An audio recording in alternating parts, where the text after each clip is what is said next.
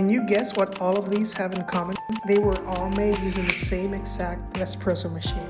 This is the Casper's Ultra, and it has quickly become one of my favorite budget-friendly machines for everyday coffee. It fits perfectly into my daily routine. The espresso shots come out nicely, and the steam one is powerful enough to create beautiful latte art every morning.